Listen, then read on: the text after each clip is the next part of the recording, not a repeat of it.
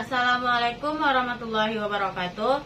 Perkenalkan, nama saya Viola Hamnesti, NIM 19111555173 dari kelas A 2019-2 kelompok 4. Di sini saya melakukan pembuatan video ujian skill lab tentang pemeriksaan fisik sistem muskuloskeletal. Selamat menyaksikan. Assalamualaikum Ibu. Waalaikumsalam, Sus. Perkenalkan, nama saya Viola Hamnesti, perawat yang bertugas pada sore hari ini dari jam 3 sampai jam 9 malam. Apakah benar dengan Ibu Dian Tiara? Benar, Sus. Baik, dengan Ibu Dian Tiara ya. Ibu senangnya dipanggil apa, Ibu? Panggil saja Tiara, Sus. Oh, Ibu Tiara ya. Nah, benar dengan usia 25 tahun? Benar, Sus. Baik, Ibu Tiara.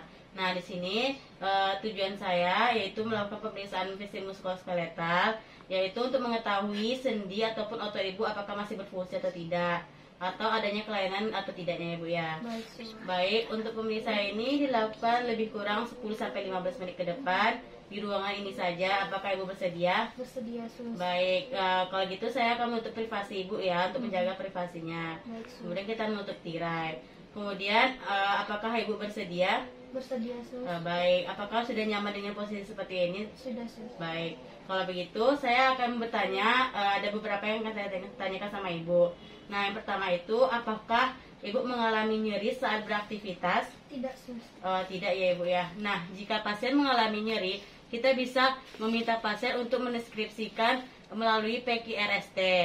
Selanjutnya, apakah Ibu sebelumnya mempunyai riwayat penyakit seperti bengkok ataupun radang ataupun tumor, Ibu? Tidak ada, Sus. Tidak ada ya Bu ya. Kemudian, apakah Ibu ada kelainan atau adanya deformitas seperti bengkok gitu, Ibu? Tidak ada, Sus. Tidak ada ya Ibu ya. Kemudian, apakah Ibu mengalami kayak kaku ataupun cacat di bagian tubuh Ibu? Tidak ada, Sus. Tidak ada juga ya Ibu ya. Nah, apakah Ibu mengalami penyakit sebelumnya seperti kayak patah tulang, infeksi tulang ataupun tumor, Ibu? Oh, tidak ada, Sus. Tidak ada juga ya Ibu ya. Apakah dari keluarga ada mengalami seperti itu, Ibu? Tidak ada, Sus. Tidak ada ya Ibu ya. Baik. Nah, kemudian kita melakukan pengkajian kepada pasien. Nah, pengkajian ini kita lakukan pada saat pasien datang sampai pasien duduk. Di mana pasien yang pertama itu kita lihat bagaimana apakah pasien itu berjalan normal atau tidak. Kemudian apakah pasien ini digendong atau berjalan sendiri. Nah, apakah pasien ini berjalan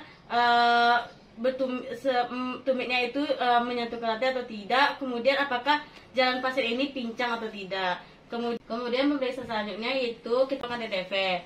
Nah, hasilnya itu normal. Kemudian kita lanjut ke pemeriksaan tonus otot. Nah, tonus otot ini dengan posisi klien rileks, bisa tidur ataupun duduk seperti ini. Apakah posisi Ibu sudah rileks? Sudah, Sus. Baik, nah nanti ini ada poin 5, 4, 3, 2, 1, dan 0. Nanti Ibu mengikuti apa-apa dari saya Ibu ya. Baik, Sus. Baik, untuk poin 5 Ibu bisa mengangkat tangan Ibu seperti ini. Nah, kemudian saya akan menahannya. Nah, kemudian diturunkan lagi Ibu. Nah, untuk poin 5 ini pasien mampu mengangkat tangannya, akan tetapi pasien mampu mengangkat tangannya dan bisa menahan beban yang diberikan oleh perawat. Kemudian untuk poin 4 Ibu bisa mengangkat tangannya. Kemudian kita letakkan tangan kita di sini. Nah, secara perlahan pasien menjatuhkan tangannya. Untuk poin 3 yaitu Ibu bisa mengangkat tangannya, Ibu. Kemudian secara spontan itu pasien menjatuhkan tangannya dan tidak mampu menahan beban. Untuk poin 2 yaitu Ibu bisa mengangkat tangannya. Tidak bisa, Sus. Pasien tidak mampu mengangkat tangannya, akan tetapi adanya pergerakan di jari-jari tangan pasien. Nah, untuk poin 1 yaitu apakah Ibu bisa mengangkat tangannya? Tidak bisa, Sus. Baik, pasien tidak mampu mengangkat tangannya, tapi ada kontraksi kalau pasien itu ingin mengangkat tangannya. Kemudian untuk poin 0, apakah Ibu bisa mengangkat tangannya? Tidak bisa, Sus. Baik, pasien tidak mampu mengangkat tangannya dan tidak mampu untuk menahan beban ataupun tidak adanya pergerakan dari tangan pasien tersebut. Kemudian jika nilainya 2, 1 ataupun 0, kita dapat melakukan itu atrofi otot. Nah, atrofi otot itu terlebih dahulu perawat yang akan melakukannya. Seperti kita tangan perawat letak seperti ini, kemudian dibengkokkan. Nah, kita rasakan apakah ada gerakan otot atau tidak. Kemudian kita lakukan sebelah sini, apakah adanya gerakan otot atau tidak. Nah, jika ada itu artinya normal. Kemudian kita lakukan kepada pasien. Baik Ibu, tangannya bisa diluruskan Bu. Nah, kemudian kita letakkan tangan kita di bagian sini, kemudian kita nyuruh pasien seperti ini. Nah, kemudian begini lagi. Nah, adanya pergerakan di tangan, adanya pergerakan otot di tangan pasien. Kemudian ibu seperti ini lagi. Kemudian dilipat. Nah, begini lagi. Nah, adanya pergerakan di otot pasien. Baik. Selanjutnya kita lakukan pemeriksaan regional. Yang pertama itu adalah inspeksi kepala dan leher.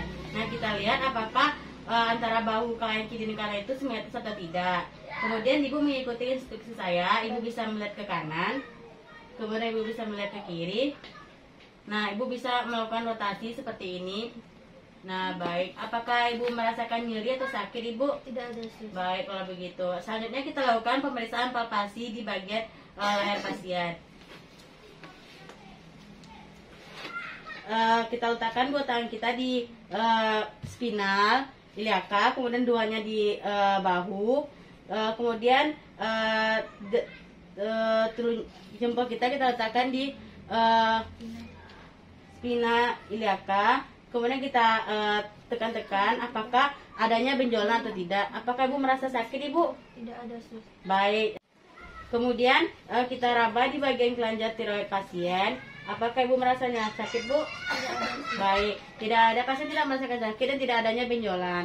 Kemudian kita lakukan palpasi di bagian bahu pasien. Nah, baik, ibu bisa meluruskan tangannya ke samping. Kemudian kita tangan satu kita lakukan penekanan. Setelah lagi kita raba apakah ada benjolan atau tidak. Apakah ibu merasa sakit, ibu? Tidak ada, sus. Baik, kemudian ibu kesampingkan tangan ibu.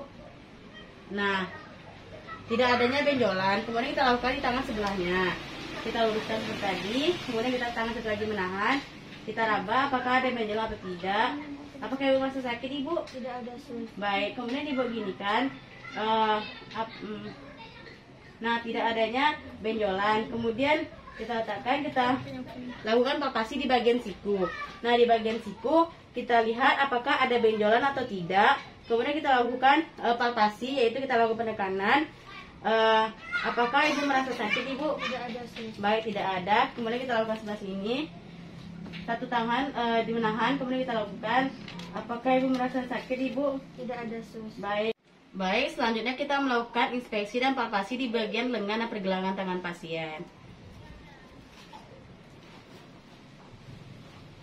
Baik, ibu bisa meluruskan tangannya. Kemudian kita inspeksi apakah ada benjolan atau tidak. Ibu bisa giniin. Apakah ada benjolan atau tidak. Nah, baik. Tidak ada benjolannya, ibu ya. Kemudian kita lakukan apakah ibu ikuti instruksi saya. Ibu ke ataskan tangan ibu, kemudian ke bawahkan, ke kanan, ke kiri, diangkat lagi. Nah, baik. Apakah ibu merasakan nyeri, ibu, atau sakit? Tidak ada, sus. Oh, tidak ada ya, ibu ya. Yaitu inspeksi dan palpasi di bagian punggung pasien. Nah, inspeksi kita lihat yang pertama itu adalah kifosis, di mana dia membungkuk ke depan dan ke belakang. Kita lihat tidak adanya kelainan kifosis. Kemudian kita lanjutkan dengan kelainan lordosis. Nah, lordosis itu dia membungkuk ke depan. Nah, kita lihat di bagian pasien tidak adanya kelainan lordosis. Kemudian sikloisis, yaitu apakah adanya kemerengan antara bahu kiri dan bahu kanan. Kita lihat di bagian pasien tidak adanya perbedaan ataupun tingginya kiri dan kanan, dan itu simetris. Selanjutnya yaitu gibus. Nah, gibus ini dia sama kayak kifosis, akan tetapi ada punduk di bagian punggungnya. Nah, kita lihat tidak adanya bagian gibus di bagian pasien. Nah, kemudian baru kita lakukan palpasi. Nah, di bagian palpasi ini jari jempol kita letak di bagian spinal, kemudian kita raba sampai ke lumbal.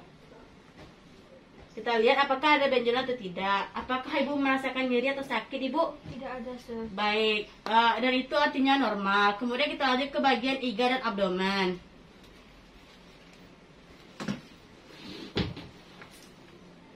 Untuk di bagian iga, kita posisi tangan seperti ini. Kemudian kita raba. Apakah ada benjolan atau tidak? Apakah ibu merasa sakit, ibu? Tidak ada, sus. Tidak ada. Kemudian kita lakukan di bagian abdomen. Nah, di bagian abdomen ini kita lakukan penekanan. Akan tapi terlebih dahulu kita menyuruh pasien untuk tarik nafas. Ibu bisa tarik nafasnya, bu. Embuskan. Tarik lagi, bu. Embuskan. Nah, pada saat penekanan apakah ibu merasakan nyeri ataupun sakit, ibu? Tidak ada, sus. Baik. Dan itu artinya normal ya, ibu ya. Selanjutnya kita melakukan pengukuran bagian kaki pasien, apakah ada kesenjangan atau tidak, apakah normal atau tidaknya. Nah, pengukuran ini kita lakukan dari moleus ke sias, kemudian dari moleus ke pusat. Kita lakukan di bagian sebelah kiri dulu, dari moleus ke sias. Didapatkan hasilnya 86. Kemudian kita lakukan sebelah kiri, kaki sebelahnya. Didapatkan hasilnya 86. Kemudian dari moleus ke pusat.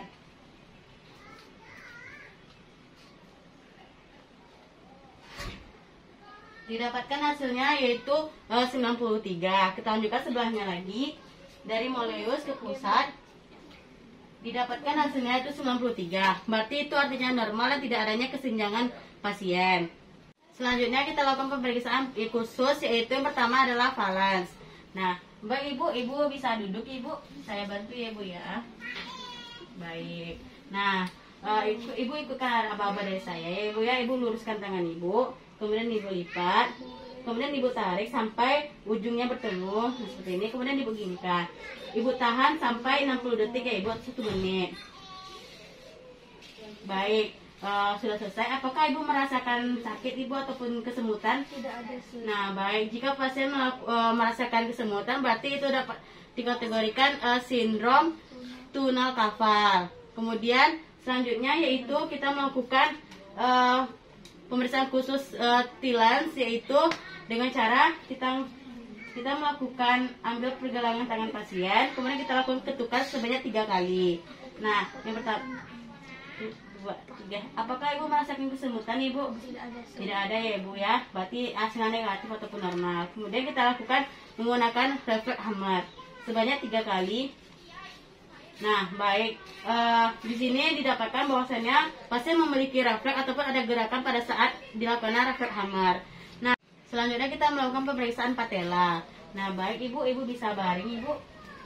Nah, ya, kemudian kita lakukan kita inspeksi dulu apakah ada benjolan atau tidak. Kemudian kita lakukan palpasi atau refleks hammer.